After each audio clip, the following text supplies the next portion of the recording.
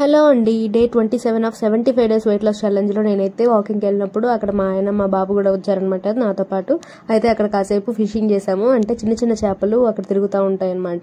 So పొద్దున్న లేచి నేను వాకింగ్కి వెళ్ళేటప్పటికి బాగా ఎండబడిపోయింది. లేట్గా లేచాను. వీకెండ్ అనమాట ఈ వీడియో. సో వీకెండ్ అప్పుడు నేను లేట్గా లేస్తాను కాబట్టి కొంచెం లేట్ కంటే మరీ కాదు, కొంచెం ఎండబడిన తర్వాత నేను వాకింగ్కి వెళ్తున్నాను. వెళ్ళిన దగ్గర ఇట్లా చిన్న చిన్న చేపలు అయితే ఉన్నాయి. సో ఫస్ట్ సరదాగా అట్లా మా బాబుకి చూపిద్దామని చెప్పేసి ఫిషింగ్ చేద్దామని చెప్పి ఊరికట్లా 4 చేపలు పడదామని అట్లా నేను నా దగ్గర స్కార్ఫ్ ఉంటే ఆ స్కార్ఫ్ తో ట్రై చేస్తే ఇంకా అవి పడ్డాయి అనమాట. ఇంకా వాటికి చూపిస్తూ సరేలే ఇంకెలాగో పడ్డాయి, అక్కడ చేపలు పట్టే వాళ్ళు కూడా ఉన్నారు, వాళ్ళని చూసిన తర్వాత సరేలే ఇవి వండుకోవచ్చు అన్నట్టు మేము కూడా తెచ్చేసుకున్నాము. మరి ఎక్కువేం కాదు, కొన్నే తెచ్చుకున్నాము.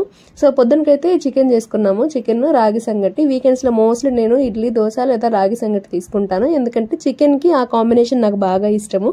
సో చికెన్ కి మీకు ఏ కాంబినేషన్ బాగా ఇష్టం అంటే దేనితో మీరు చికెన్ తినడానికి బాగా ఇష్టపడతారో కామెంట్ చేయండి. సో నాకైతే రాగి సంగటి ఫస్ట్ ఆప్షన్, సెకండ్ ఇడ్లీ కానీ దోశ కానీ అనమాట. చికెన్ తో తినడానికి నేను ఎక్కువ ఇష్టపడేది. నా బ్రేక్ఫాస్ట్ టైమింగ్ వచ్చేసి 10 o'clock కాబట్టి పొద్దున 10 గంటలకు అది తీసుకున్నాను. తర్వాత ఇంటికి రిలేటివ్స్ వస్తే వాళ్ళు దీన్ని మేము నిప్పటి అంటాము, తమిళ్లో ఆదర్శం అంటారు, మరి మీరేమంటారు కామెంట్ చేయండి దీన్ని. సో ఇదైతే ఒకటి తీసుకున్నాను అనమాట. పెద్ద సైజే ఇది. ఇంకా స్నాక్ టైంకి వేరే ఏం తీసుకోకుండా ఇది తీసుకున్నా. తెలుసు ఇది స్వీట్ ఆయిల్ అన్ని కలిపిందని, కాకపోతే చాలా రోజుల తర్వాత ఇది నాకు కనిపించేసరికి బాగా టెంప్ట్ అయ్యాను. కాబట్టి సర్లే క్యాలరీస్ మెయింటైన్ చేసుకుందాం అని చెప్పి తినేసాను. లంచ్ టైం అయ్యేటప్పటికి మేము ఊరు వెళ్లాల్సి వచ్చింది. అయితే ఊరికి స్టార్ట్ అయ్యామన్నమాట.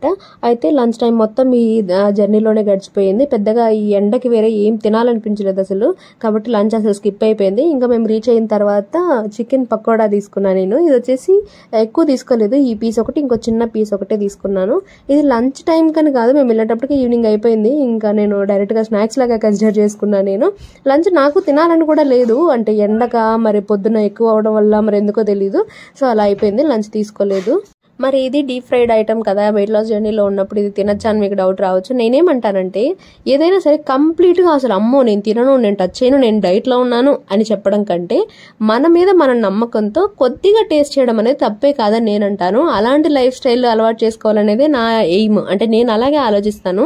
అంటే ఏదో డైట్ లో ఉన్నానని చెప్పి ప్రపంచానికి దూరంగా అన్నిటినీ మానేసి నేను ఇదే తింటా నేను అదే తింటాను అనేసి అట్లా ఉండేసి అంత డైట్ అంతా అయిపోయిన తర్వాత బ్యాక్ టు నార్మల్ వచ్చేసి మొత్తం వేసుకొని తినడము అలా ఉండకూడదు నాకు.